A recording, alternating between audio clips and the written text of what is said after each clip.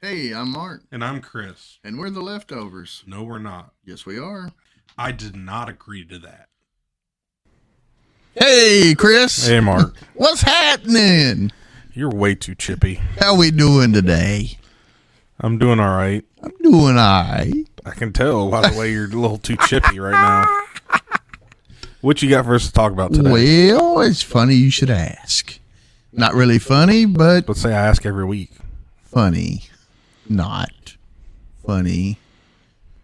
So, I might have to get you off the energy drinks. Goodness.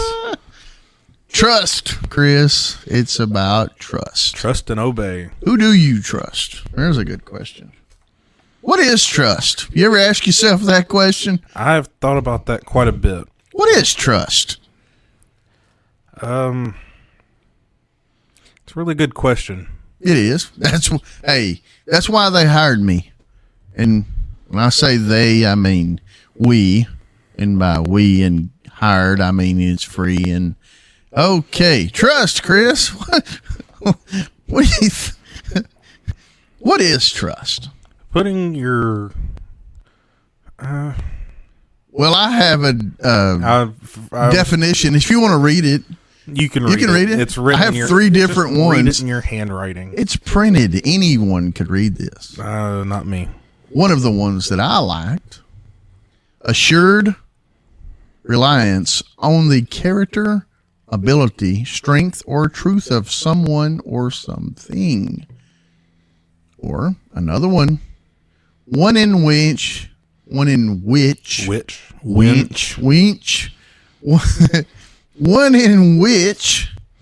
confidence is placed. I like that one the best. Did you say confidence or I did. competence? Confidence with the F. See, that's why I need you to read it to me again because I thought you said competence. Confidence. Competence would work as well, I guess. No, it wouldn't. Yes, it would. It's different. Continue. No, What's it's the last yeah, one? it's different, but same. The degree to which each party feels they can depend on the other. There's a good one. Depend on the other. But I would think that would be dependency, not You really would. trust. You can think, but you have to know. You have to trust and obey, You should. for there's no other way. But All right, to I'm be, done. yeah.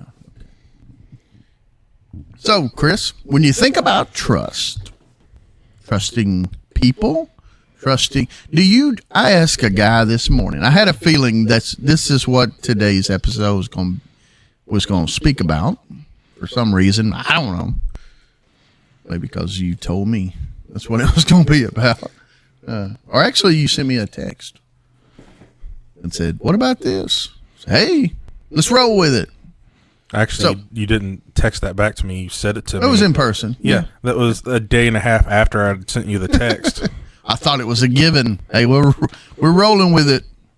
It's not a given. So I asked a guy this morning, what's some things you trust in? We're going to get to the human side of it, but in your text, it said people or things. So I think we trust that tomorrow morning when we get up, we're going to see the sun. We trust that's going to happen. I know it could be behind clouds, but generally speaking, If it's behind clouds, we trust that it's there. yes, we do. We trust it's there. Right? Yes. That's kind of like the saying, if a tree falls in the forest, doesn't make a noise. Yes. We would trust that it, with the way God made the earth, that yes, it would still make a noise. I just go straight up. Yes. It makes a noise. But if you're not there, you'll never know. No. So how, well, I will talk a little bit more. When you get ready to go to sleep tonight, Okay.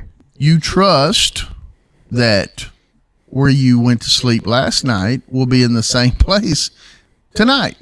Not just myself, but that my family will also still be there. They're going to be there Thursday night. You might watch a football game tonight, maybe. You're going to trust that it's going to be on. You know, there's things that we trust that's going to stay the way it is. And where does that trust come from? Have we learned how to trust over our years? Or is it something just implanted in us that we automatically trust these things? I think certain things are ingrained in us at a very young age. So it's learned or it's already there? Some of it is learned, if not all of it, because it's like growing up, you are told to trust that. I'm still growing up, by the way. When you go over a bridge, you trust that it's going to be able to hold up your car. Boy, if you don't. When I was young, I hated going over bridges. I didn't trust. Well, when you're sharing the road with somebody, you're trusting that they're paying attention. You driving down the road, a 2-lane country road, and you're each going the opposite direction. You get it. Do you ever get it in your mind? What if that car decides to come over here? Yes. That's not a good feeling. Makes you want to pull over. You've got to fly across country. You're trusting that these people, one, know what they're doing, two, that they've checked everything, or somebody has checked everything to make sure that the plane is working correctly. Yep. You're in this aluminum can with floppy wings. You're hoping and trusting. We put hope and trust. We put our trust in things every day. We do. I think it's harder though to put your trust in people though. Well, that's going to be the majority of their conversation. Yeah. People. I don't think that's a good thing though. Is it trust in things? No, or people.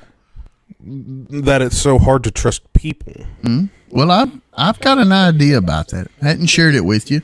No. Hoping to get it recorded and get your reaction on it. But I just thinking about myself. I trust very few people. Do you trust yourself? Not half the time. Therein lies. Well, you just took half the show right off my paper. But what I'm getting at though is, generally speaking, you do not trust others. Generally, no. But half the time, you trust yourself. I guess you could say that. Okay. I'm writing this down. I've found it hard my whole life to trust people just because of what I've seen. And I can remember ambulance. I can remember as a kid listening to my grandparents and watching shows where people talking about, oh, they never locked their front door because they could trust the people. Or they'd leave their house all day, have their windows wide open because you know everybody in town. You trust everybody in town. We're now to the point where I don't trust the other dad or quote unquote dad that's on the other side of the playground. I don't trust that he's not a person that's going to try to harm my child. So I have to keep an eye on my child at all times. It's hard. This is sad, but it's hard enough for me to let my child go to class on Sunday morning at church because there's so many crazy people out there. Is it really? Are there really? Better question. Are there really that many crazy people, or is that what we've been ingrained to believe? Yes, there are that many crazy people. Yes. Okay, what I'm going at is through television and media. Oh. And what I'm saying is like a TV show like Law and Order or movies, but then again, or there again, just listening to what the news pushes out there is usually all the dark side of the world. And there's small percentage. It makes it look and seem like this stuff is more prevalent than it already is. Yep. But then again, also, what is the gain in scaring people? You know, I don't live that way or desire to live that way. But what is the gain in scaring people. Control. Yeah, I see that. You scare. I mean, that's Scare them into, whatever you want. well. I mean, during the, I guess for all times, but the earliest thing I can think of, well, the thing I can think of right now is the Cold War. People were terrified with Russia putting satellites up in space, thinking it could be a nuclear bomb, or World War II, because Japan attacked us. Through people being scared, they put so many Asian people into concentration camps, basically, but not as, I wouldn't say was as bad as the other ones. Well, Chris, how can you truly trust someone? Like, truly trust them? I'm glad you asked. Well, I think I asked. You asked, and I was going to give an answer, but you were going to continue, so I'll let you continue. Well, I'm going to say these. Like, I have some ways you can truly trust someone. One is to be open and willing to work on said relationship. But how can you trust that someone's being open? Well, that's the thing. You have to do what you have to do. Correct. And as far as you being open and willing to work on said relationship, friendship, marriage, kids and their father, in our cases, Parental. parental. That's a better one. You could, if you want to use the big words, that's fine. You can use them. But to be willing, like if you realize, maybe you got on your daughter and it was unwarranted. You was just in an ill mood, and she's like, "You made me sad, Dad." For you to be a grown up and be like, "You know what? It was my fault. I'll try not to let that happen again." She will appreciate that, and she will grow in trusting you. Instead of every time you do wrong, you never own it. You're like, I'm right, you're wrong. That trust level is going to lower for her. Yeah, and I've thought about that too, and I'm working on it now, so that as she gets older, she can realize that if I am outright wrong and I know it, I will apologize to her. Because that is just a really good trait to have. Because I do all that the way around. She doesn't really understand it right now. Oh, she knows more than you think, but subconsciously she's learning that. Yes. Yeah. So that's one way, and then create new and positive experiences. We're talking about how can you truly trust someone, and with this, create new and positive. Positive is a necessity in trusting someone, because until I did a little research, I didn't understand. It didn't stick in my mind the way I thought it would. But when someone is negative towards you, they don't have to be lying to you, but because of their actions, you almost instantly think, are they trustworthy? I mean, in your mind. Well, you can trust that they're going to be negative. And people want to steer away from that. Oh, yeah. You want to steer away from that. So, in a relationship, friendship, like I said, all across the board, you want to try to, it's not going to happen all the time, but for the most part, you want to give people positive, new experiences. Now, new for me is very difficult. I'm sure for a lot of people it is. I like things the same. Well, I think that's just the way our brains work. They're lazy. That's right. We have lazy brains, and we find something that works for us, and we want to keep going with it. Stay with it. Yeah. That's why it's so hard. We don't want to fail. Well, not only that, win. We don't want to take the chance at failing.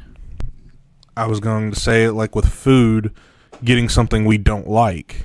Oh, yeah. Or going on, say, a mission trip to a place you've never been before. Yep. Yep.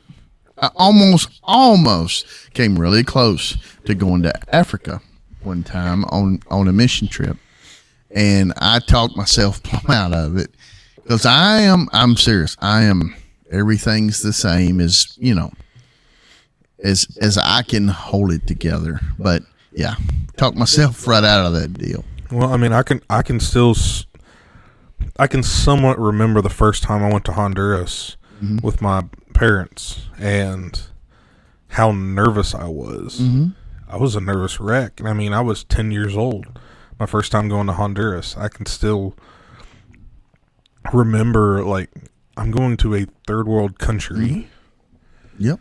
But luckily at that point I had a lot of people going, but the two people that I trusted the most and my parents were both going with me. Yeah, that really helps out. Really. Talk to one another. That's another way to truly trust someone. Like what you and I are doing at this moment. Well, I don't know that I trust you just yet. We're working on it. I thought we trusted each other. And we joke. But talking, when you talk to someone and maybe you're holding back, you're not saying everything, usually you will get the truth out there. Yes. Whether you mean to or not, it's going to come out of you. The truth will set it free. Yes, whether you want it to or not. Another one, find ways to connect. That kind of goes with talking to one another. Say what you mean what you say. Lying in a conversation, in a relationship, is not going to cause someone to trust you. They're going to go the other direction. Or, I mean, not even like outright lying, but being sarcastic a whole lot. Yeah. Which I guess guilty. Sort of is. I'm guilty of that. Oh, I know. And I don't know that maybe sometimes people I'm being sarcastic with understands what I'm doing. So I don't think it's a lie, but maybe, I don't know. Well, I'm not saying that it's a lie, but I think you called me a liar, Chris. I'm just saying. That's where we're at right now. What I'm saying is you're so sarcastic, not you, but you can. You've hurt my feelings again, I'm not Chris. trying to put you into it. That's why you just did it again. All right. So what I'm trying to say is if a person is so sarcastic, it's like the person that's always being negative or always being positive, that you're always sarcastic. So it's like, can they really trust that you mean what you mean, or are you being sarcastic right now? Just like the negative person. Yeah. But I think it's different. A person is always negative. You're not going to say, well, they're just pretending to be negative. Maybe they're really positive, because you're thinking that person's miserable. I don't want to be around them. That's, But when I'm like, they could be negative in what they feel or what they say. They can be negative, but probably just to cover up anyway. Yeah. Okay. I lost my train of thought in the middle of. Yes. I was good. I was hey, Chris, talking myself. Look, squirrel. Well, I was talking myself out of what I was saying in my own head. You were talking about me in your head, wasn't you? Weird thing about me is I talk to myself in my head. It's awesome. Everybody does it. Some Actually, admit it. not everybody. Some admit it. Some don't. Another way, Chris, is to follow through on commitments. When you tell someone you're going to do something, you better do it. You need to. Sure, circumstances come up and you can't. But for the most part, if you say, hey, Chris, I'm going to get you an energy drink on Friday, I need to do it. Or Thursday. But I'm not going to. But I appreciate the one today. Consistency. Stay consistent. Not a problem for me. Consistency is something I enjoy. No, for you, it's OCD. It's not just consistency. It's consistency. It's consistently OCD. Hey, tomato.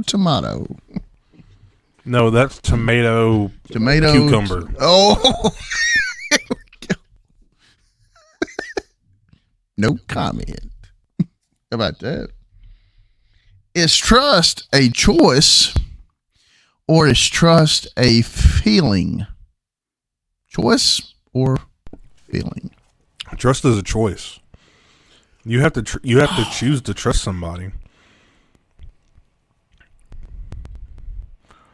You can't just feel like I trust this person because of you saying I have that feeling like I can trust you.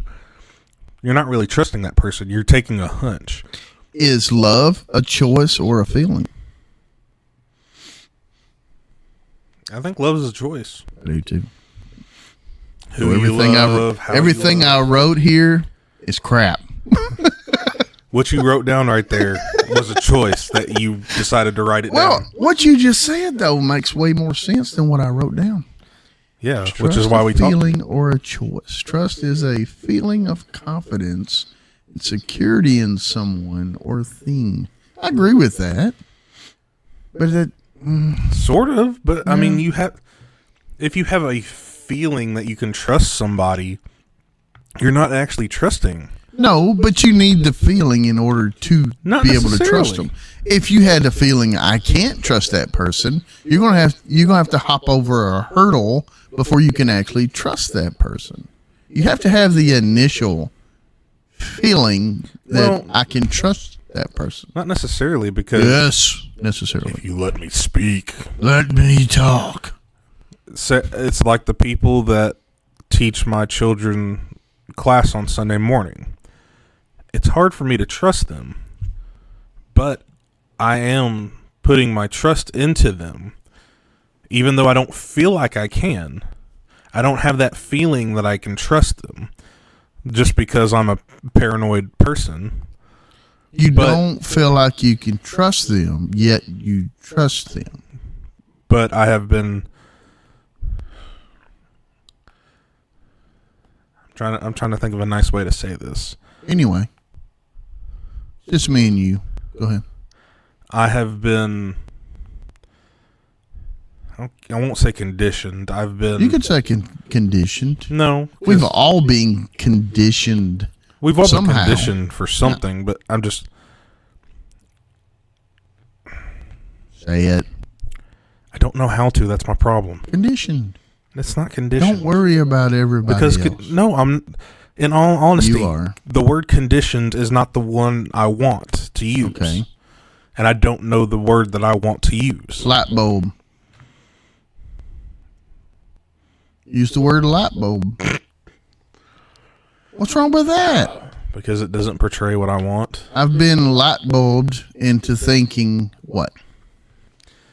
That I've been, I guess you could say, convinced to believe that these people that I leave my children with are going to, one, take care of them, take responsibility for them while I am not there, and they're doing this in my absence. Mm-hmm. Also, I'm having to trust that they're not going to do something to my child that. Mm-hmm. So there is in the act that I am putting trust in them, mm-hmm. not the feeling of trust, but the action of trust. You see what I mean? Have you ever saw me speechless? Surprisingly not. So I know you have got something to say. Well, I trust that you have something to say to that. Yeah. Do you trust the oncoming car on the said country road that you're driving on? I can say I have to have some form of trust in them. Mm-hmm. You have to trust that they are going to do the right thing and stay in their lane and not be on their phone and texting. And accidents happen. I mean, correct. unbeknownst to the electric pole that a person could run into, the electric pole was trusting that the car would stay on the road, and it didn't. We can put trust in things, but it doesn't mean that we can't. Did you get me talking about you running into the pole? Shut up. That was all on you. That I didn't bring any of that up. And the telephone pole didn't get in my way. The idiot in the truck backing up into the middle of the road made me get where the pole was. Because you're so nice, you didn't want to ruin his car and his day, so you just took it out on the pole. It's okay. I wasn't trying to hit the pole. It just was there. It's all good. What was I saying? You got me off topic now. Well, here's a new one. Emotions tied to trust are happiness and gratitude. Emotions with positive connected to them increase trust. So a happy person, a positive person, I'm guessing, would be easier to trust. Yes, because if they can give you a happier feeling or a more upbeat feeling to them, you are more likely to trust. That's why salespeople are usually so nice to you. Well, because they try to get you. They try to be so nice that they try to get you to buy what they're selling you, even though what they're trying to do is screw you over. Well, yes, I'm taking everything you have on your paper. No. Just recently, I didn't know this was going to come up today. Just recently, people that are fake salespeople in general, or just regular people, salespeople, influencers, have really come across in my mind and see that they're not real. That's not really you. No. And it just really, I mean, we're talking about trust. When I see somebody like that, I just instantly, I'm not trusting them. They're lying to themselves. So I know they're a lie to me. You see what I'm saying? Yeah, I mean, you get on YouTube and you see all these, or not just YouTube, but YouTube, TikTok, Instagram. Fake. Yeah. They're trying to sell. I mean, a bunch of these people are trying to sell you on these products that either they are advertising or it's their own stuff that they're trying to promote to get money for. And they're going to try to find the best way, which is usually being more upbeat, acting more friendly to the camera, to get people to. And granted, that suckers me in every time. A nice person, smiling, happy, great time for everybody over here. Yet I find myself looking and saying, that's all fake. Yep. They're not happy. They're miserable. Well, they're not necessarily miserable, but they're just not. Saying, that's not them. That's not them at all. Yeah.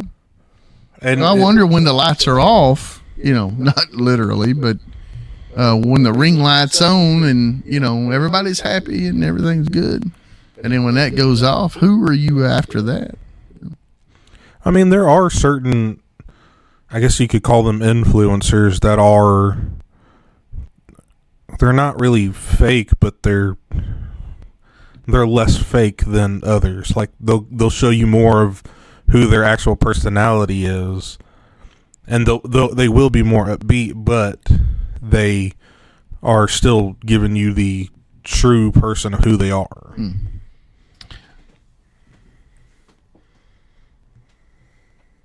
So why do people have trust issues, Chris?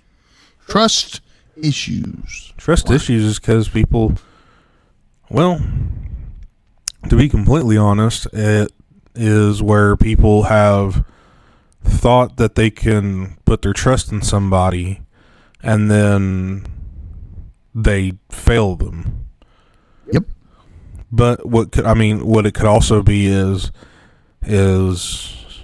selfishness in some form, because it's like you're needing somebody to help you move, so you put your trust that they're going to come and help you move, but then say their grandparent dies or something like that. You put your trust that they were going to be there, Yep. and then something came up, but you're so selfish that you're more important than the person's family member. Yep. And so then you lose trust in them. I don't. Now, can you get the trust? Can you renew that trust? Does it ever get to the same point that it once was? No, absolutely not to the same point. It can get close, but it's but never it'll going never to get to that point. Yeah. Because you've already messed up. Yeah. Even if it was your fault, Yes. it can never return to where it was. Interesting.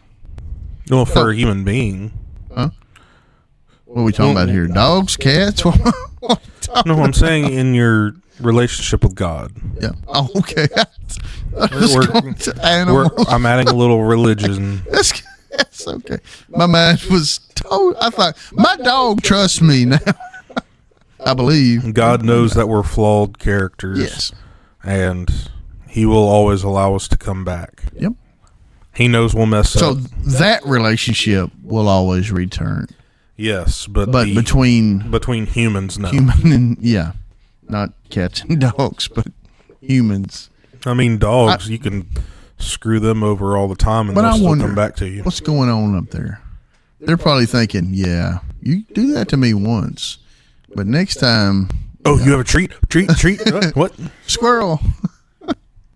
I had wrote down. Usually, people with a past of negative say either upbringing or just who they are, who they've stayed around majority of their life, causing them to instantly not trust someone. So upbringing, if you were raised in a household of untrust, then chances are when you start to school and outings and you're around other people other than your immediate family that taught you negative from the beginning, that could skew your way of looking at people when you first meet them. You're just untrusting of everyone until they earn your trust. And I think a lot of people are in that category. They're like, instantly, I'm not trusting you until you show me a reason I can trust you. Well, there are also the times like where you might have grown up in a very trusting family and then you start going to school and you befriend people and you're trusting these people that they're your friends and they're nice to you, and then you find out that they don't really like you. They're talking about you behind their back. They're trying to get away from you at all times. Yes, I'm talking about why I can't trust you. No. Here's the thing about that. You're trusting, just the scenario you talked about. You're expecting to trust these new people like the trusting going on in your household. That can't happen. Because these people got you in this world. They wiped your rear end. They showed you how to walk, although you were going to learn that eventually.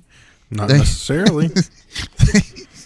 They helped you to do things no one else is ever going to get credit for. That's them. And you trust them in a way you can't trust anyone else. But what I'm saying is they're teaching you. They're teaching you that you should trust others. Yes, but you can't subconsciously. Impossible to trust someone else like your mother. Impossible. No, but you can trust other people, and Yes. you expect them to be trustworthy. But those same people they're going through the same things, and maybe they're raised in a rougher situation, untrusting situation. And so when you go out in the world, into school and all, like you said, and all of a sudden you're trusting this person or group of people like you were shown how to trust. And now all of a sudden that's not right. Did mom and dad lie? Have I learned my brothers and sisters' trust is wrong? What's happening? So these are lessons that you have to learn. And the thing we talked about earlier, communication, talking, when you get back home, if you can share that with a family member, somebody that you really trust, and be like, look, this group hates me. They don't accept me for who I am like you guys do. If you could have that kind of communication when you get home from that situation, man, would that not help out? I'm teaching you these things for your kids' sake, but would that not help out tremendously? But just about impossible to come home as a 8-year-old and say, Dad, JoJo over there does not like me, and I like he's a nice guy. We play at recess together. We played some kickball, and he's talking about me behind my back. Now, the 8-year-old is going to instantly think I'm a tattletale. I'm talking about people. That's this. I was raised not to do that, and here I am. I'm doing it. So it's a rough deal. I mean, you can take that from 8-year-olds and take it to how old are some of these people that we work with? Old. I mean, it's just the same. Older. I mean, you're getting 50, 60-year-old people acting like 8-year-olds. True, and that's always going to be the case. I'm sure there's times I act like an 8-year-old. I hope I do. Hope I can always be an 8-year-old at some point. But for the most part, as far as trusting folks, which that is what we're talking about, that I believe the majority of us people would instantly, when you meet somebody the first time,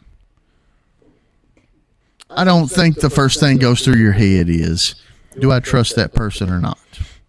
You probably think, their eyes are blue or their hair is long or whatever the thing is you start looking at the first time you meet somebody. No, it's not the first thing, but then it's something on down the list, you think, can I trust that person? And I think instantly we're like, no, I'm not trusting. We're at ground zero. But there you go. Now, if you want to build it, we'll build it.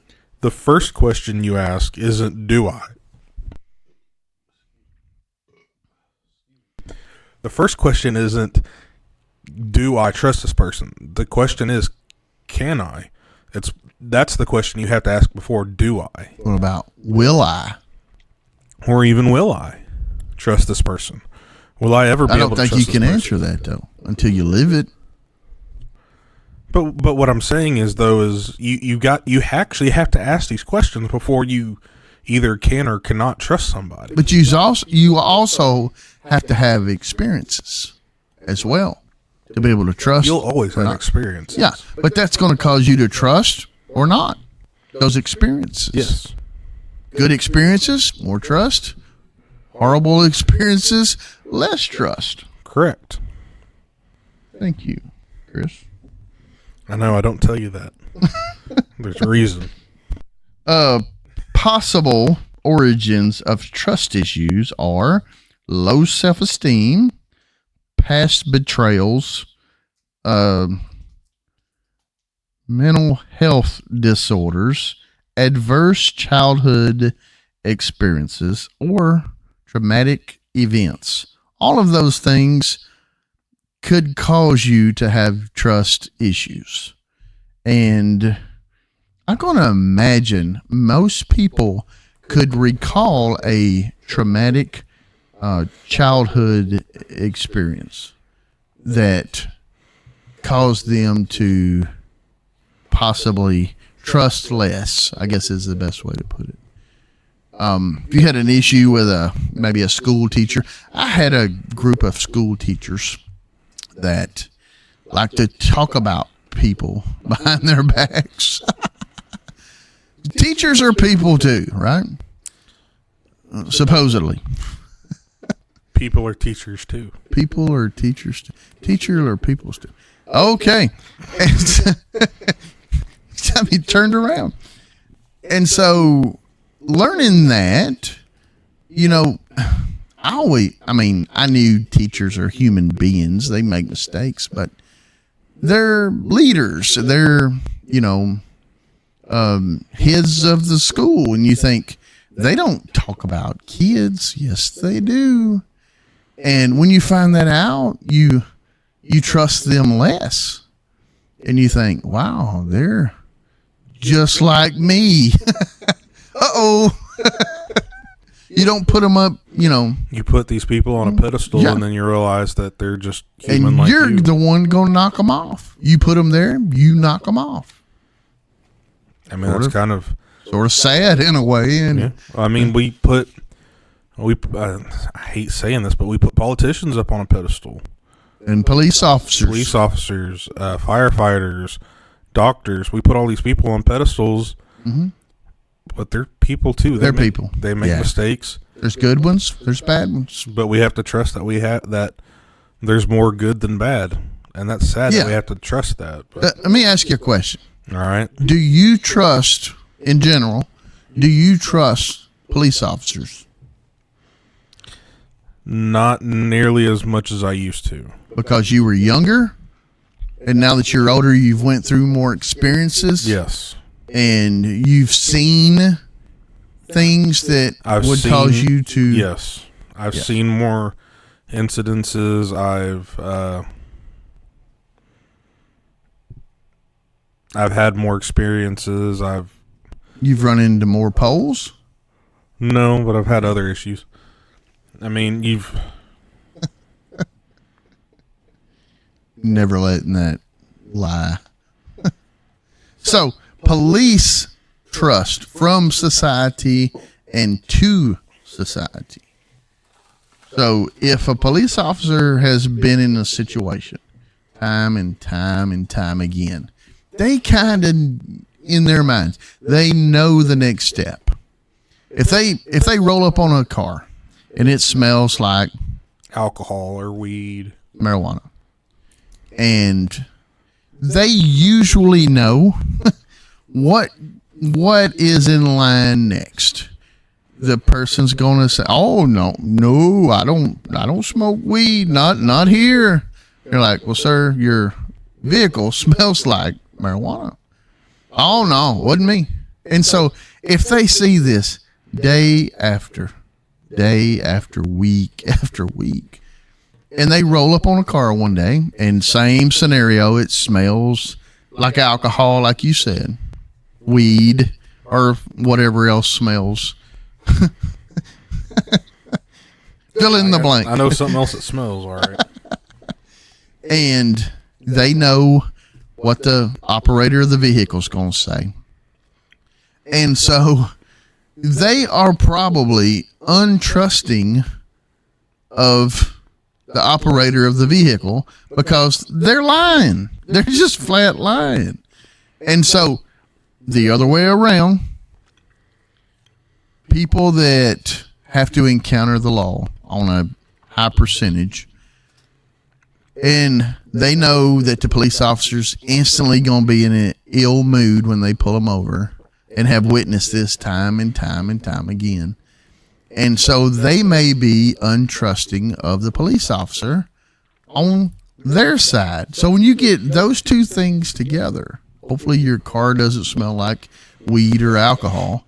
But when you get the untrusting and the untrusting together in that kind of situation, that could turn out rough. Yeah, and I think that's the bigger thing that's happening now is you have the untrusting going against the other group of untrusting, and people aren't willing to back down from authority anymore.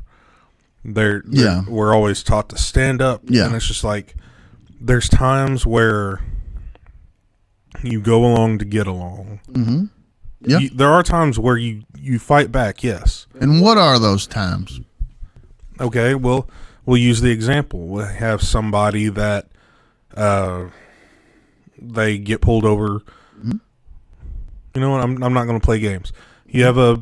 Don't play games, Chris. Don't play games with my feelings. You have a black person that gets pulled over by the police, which might be a regular occurrence to them. They're not very trusting of the police because of all the things that have happened. Mm-hmm.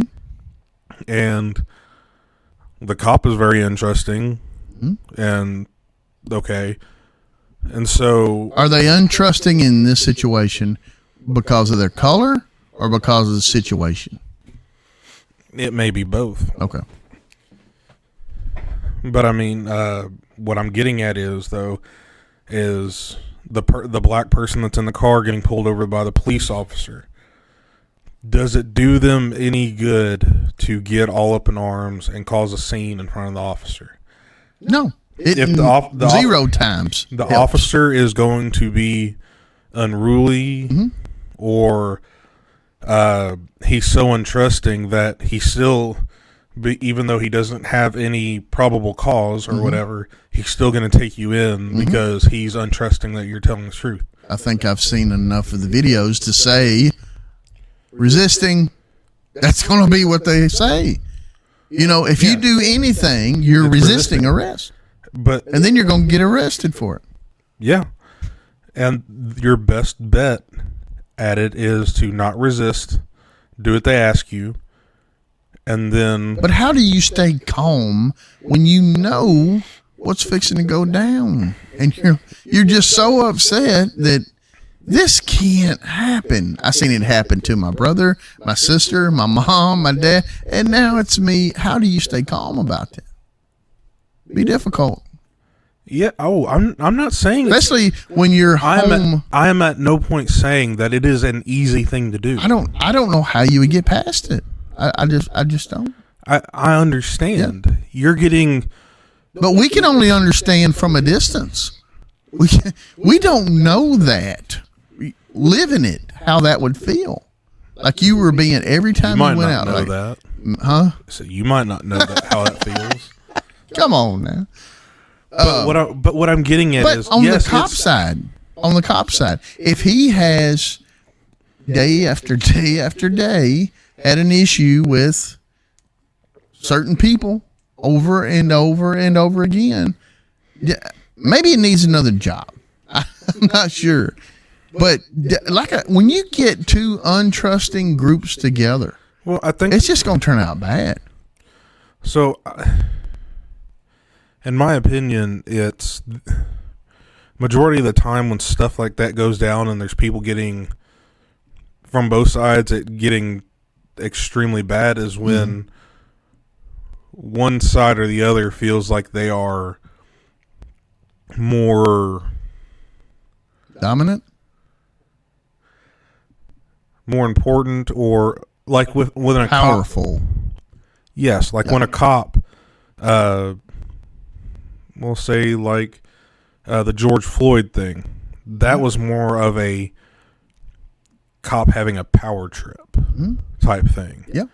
And then you go to the what was the one that was hands up, don't shoot? I can't remember what that one was, but that was all a lie. I want to bring up Rodney King. Oh, Rodney King was a power trip. Yeah. And those officers should be in jail for that. They're not, sadly. But you know, me and you've talked about this before. I believe the majority of Americans, that's who we are, that's who we talk about. The majority of Americans believe the way we do. Common sense, well, we'll get, do I mention it now? Common sense is just that. But I don't think common sense is common. I think that's easy to say. I just don't think it's true. I do think it's true. But that's okay. You can think Because we are in a... But is your common sense, my common sense, the same common sense? Question It mark. should be, because that is the definition of common sense. Because it's common Yes. and everyone should know it. Not everybody, but it should be a common thing. Majority. Yes, and it's not. But it is. But it's not. But you hear about the smaller percentile who is weird in their thinking compared to the majority. And that's the side, the squeaky wheel effect gets the grease. Correct. So the smaller percentile of weird thinkers, if you will, I'm putting up air quotes, the weird thinkers That's the ones you hear from. That's the ones you hear about. This is how America really feels about this. And it's not. That's not how the majority of Americans think. I'm trying to think of a circumstance. I'm trying to think of a situation to share that, to carry that point ahead. And okay, Rodney King. Majority of Americans said that was wrong. Right? Am I right? Mm-hmm. Right. So common sense is common. The majority of Americans would have said, I believe, the George Floyd incident was wrong. I can't say that either.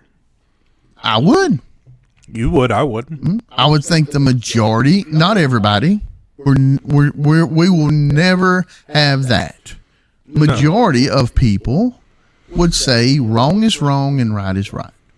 Okay? Period. Okay, but majority. They would say that, but the thing about that is, though, is people's definition of wrong and right are different. A degree, yes, but not like completely opposites. You're going to have a degree of... But that's where, like, the George Floyd thing is, you see something at the way it is, and that's what you're going at it with. Yeah, that's the only one I can go by. But there again, where I listened to the majority of the trial, I've seen the different camera angles. I've seen the different positions of the knee on the neck, which in many camera angles doesn't look like it was even on his neck. But that's missing the whole point. No, yeah, I'm not. It's not missing the whole point. It's missing the whole point. Yes, the point of the matter is the man was, one, on illegal drugs. Handcuffed on the sidewalk. Put him in the car, take him to jail. Period. That's all you got to do. Simple. That's common sense. It's not simple, and it's not common sense. It is simple. When you have a man handcuffed and you're going to arrest him, you don't have to parade him. Put him in the car and take him downtown. All you got to do. All you got to do. All you got to do. Chris, in God we trust. In God we trust. Is it a motto? It is. It's on all of our money. Do you know when it started being on our money? No. I'm glad you asked. I can think of a time when they're going to take it off. In the 1864. 2-cent piece. Although I spelt that wrong. 2-cent piece. It started out on our coins and eventually made its way to the paper money. Dollar bills. And in the 1950s, made it to our stamps, which I don't know that we even use anymore. But we had it on our stamps in the 1950s. Do you think we need it on our money? Do I think we need it? Yeah. I wouldn't say we need it. It's a good thing to have on there. Why? Explain. Explain yourself. In God we trust. I mean, yes. We should be trusting in God. We should? Yes. We should trust and obey. So that's any God. You can trust any God. Your money could be your God. No, it's in God. It doesn't say which God. It just says in God we trust. Well, if you want to be technical about it, there's one God. Right. To you, to me, yeah. But not to everybody. Yes, but everybody else calls their God. Quote unquote, no. Yep.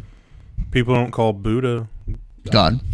They call him Buddha. You know what a God is? Yes. Okay. A little G God, so, yes. Any Hindu person has a what? God. So, in God we trust could, and it's okay because 90% of Americans in 2003 said they agreed with the saying, in God we trust. And I'm wondering if that was so close to 9/11 and the World Trade Center that everybody felt a little closer to a supreme Power. Yeah. So I think whether or not we have in God we trust on our license plates or our money or our foreheads or our walls or our shirts or whatever you want to stick it on, I personally believe in God I trust. And that's where it matters the most, is in your heart. It doesn't really matter what you have splattered all over Facebook or whatever. Yeah. You can have it all over. Oh, I trust in God and this all over Facebook and everything. And then you sit there and you're divorcing your spouse. Mm-hmm. Do you really trust in God if you're divorcing your spouse? Yes, you do. Thanks, Chris. Thanks, Chris. I wasn't talking about you. It made me feel bad. Thanks, Chris. So, yeah, that has nothing to do with your belief. So, if we trust, like we say, and I say we, I mean me, should we, I used to say this. I don't think we ought to have in God, because we means the U.S., right? It's on our currency. It's our the U.S. saying. At least used to be a Christian nation. Or did it? It was more of a Christian nation. A little research. You would be surprised. But it's okay. But in God, I trust. I like that more. Individually, saying, I trust God. My God, the one I trust in, the one I believe in, is the one I trust. And that, to me, when I think of trust, I trust my God. Way more than I trust people. Way more than I even trust my dog. I love my dog. More than the dog. Yep, But- more than the dog. But no, I trust my God more than I trust anybody. And I do try to trust people. I try. There's ones that have let me down over and over and over. And I still try to trust them. I do. But that's what makes it so hard to trust people. Yeah. Those situations will hurt it for others. Do you ever wonder why older people, and by older people, I have to mean 70, 80, 90 now, have to make them a lot older than me? That way I can call them older or old people, Old have fogies. trust issues to a great degree because they have seen so much. It's hard to trust. I would I'm think- not saying what they show you on the facade. I'm saying what's in their heart. Correct. But what I'm saying is though, I think we are in a time where you can't trust people like I don't agree with that. you used to. We didn't live in the used to, though. We live in the right now. But we're talking about the older people. We are. And that, yes, they've seen so much that no, they're But not what's going to happen when you become an older person? I'll probably The be same thing. You're going to trust less because you've seen I'll more. trust less than now, Yeah. but it might Just not like be what? Just like them. They trusted more in the 20s and 30s because they were younger. They hadn't seen as much. Maybe not. No, 20s. I don't think that's That put them necessarily 100 the- years old. I don't think that's necessarily the only thing either. Not necessarily. I think but people yeah. may be becoming less trustworthy now than they were in the 30s and 20s. Who caused that? People. People. Yeah. But that's where I'm saying, though. There's more of us to not trust now. Yeah. But where I'm saying is, like, where I started out and where I end up is probably fewer degrees than where they were. Like on a radius. They might have been at go on a scale of 1 to 20, 1 to 100 on trustworthiness. Might have started out as 80%, 80 on the scale of trusting, and then as they get there, as they go through their life, when they're in their 80s and 90s or 70s, they're at a 30 or 20. And if Through life experiences. I start out at, say, a 50, But you already don't like people.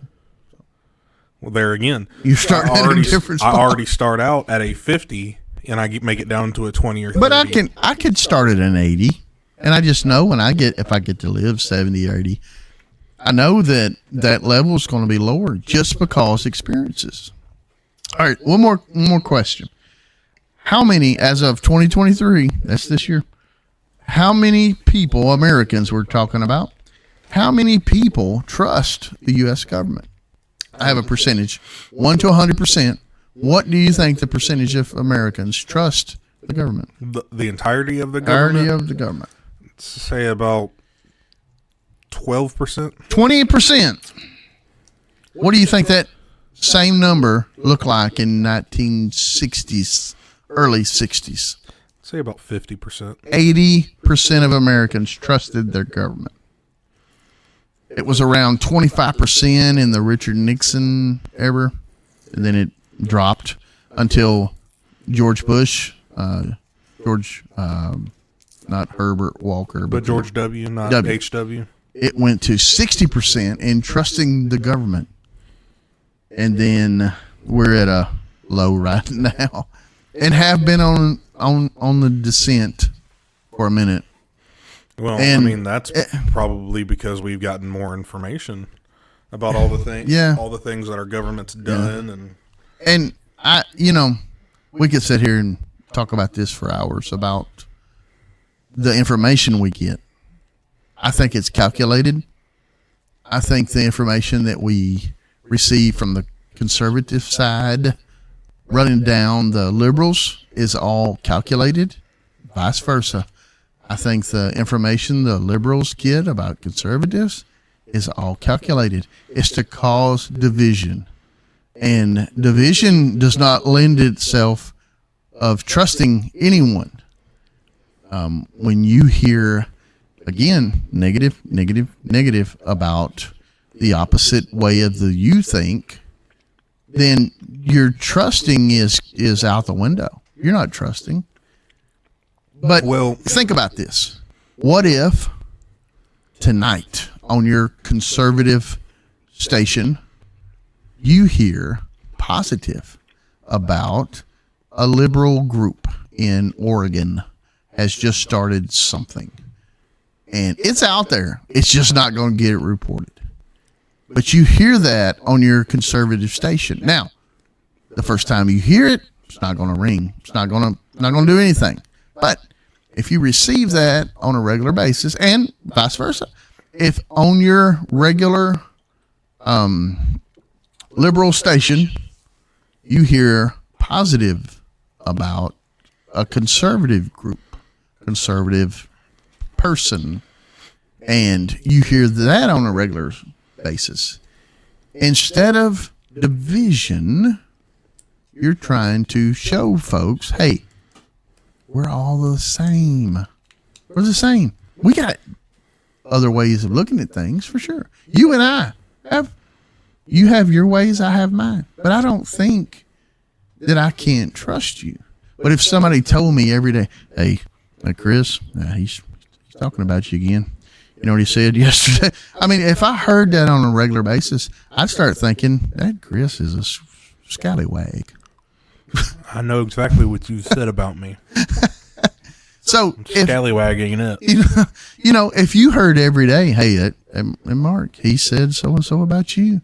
He said this about you. He said that about. If you heard that every day, you start thinking a little different about me. Although if you knew it was not true, you'd still think a little different about me.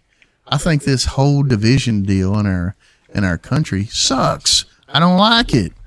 I don't like division for no reason. Now it's one thing if you've got a legit reason. You know, if you've got somebody out there killing kids or killing anybody, as far as that goes, you got a rampant rapist in your neighborhood. Yeah, I mean, we're not going to be friends. I'm not trusting that guy. You know, but if somebody's saying, hey, that Robert over there, he's a rapist. And if you hear that enough, and you trust the person you're hearing it from, that's the main thing. That's what he The is. person you're hearing it from. you trust them. And now all of a sudden, Robert is a rapist, whether he did it or not. Yep. But I mean, I think a lot of that stems from compromising, in that people don't want to compromise anymore. They want, and I mean, that's part of our society now, is we want what we want when we want it, and that time is now. Yep. And so, I mean, that goes in our culture. It's moved to politics. I mean, you want to be political about it. We used to have a lot more stuff going through the House and Senate because people would compromise. When was the last real time you had compromise about something significant between both Republicans and Democrats? I can't say, as little as I keep up with politics. I had a mental picture. I keep up with politics quite a bit, and I can't remember the last time that Republicans and Democrats agreed on something of substance. If you were standing in a line, there's 8 lines across, and there's 20 people in each line. And then all of a sudden, on the end, a new window opens, and they say, "No waiting in this line. Come over here." Would you go, or would you stay in the line with 20 people? Depends on, I mean, there again, it also depends on where you're at. If you're at a grocery store, fine, go. Doesn't matter. They're giving away whatever, books. Book line. We're in a book if you're line. giving away books, okay, go to that line. If you're at the DMV, you stay in the line you're in. Don't get out of the line. I had a reason for bringing that up. And I ruined it for you. You sure did. Staying in line. Staying in line. Staying in line. Hey, listen. Here we are. If you would please share and like and listen to our podcast, we would love it. And we are on YouTube. If they're this far into the podcast, they're listening to our podcast. Good point. I like that. Didn't think about it that way. Maybe this is the only one you've ever listened to. We have others. They're out there. We've got a bunch of them. They're on Spotify. They're on Apple Podcasts. They are on Amazon Podcasts. Or even RSS.com podcasts. We are in many different places. You can share from whatever platform you use. And today, if you text the word TRUST to 615-330-3644, that's everyone except Chris. Text the word TRUST to that number. Give us some feedback. Tell us if you like the show. Tell us if you do not like the show. And give us an idea for future fun-sized shows. That's an inside joke, and he will get it. Hey, your phone's already going off. Hey, fun size. Oh, goodness. Hey, but yeah, 615-330-3644. And text the word TRUST and give us some information. Give some feedback. A little feedback. Well, we hope you've had a good time listening to us. Yes, we do. And we will try to do this again another time. We will. Have a good one. Bye-bye. Bye.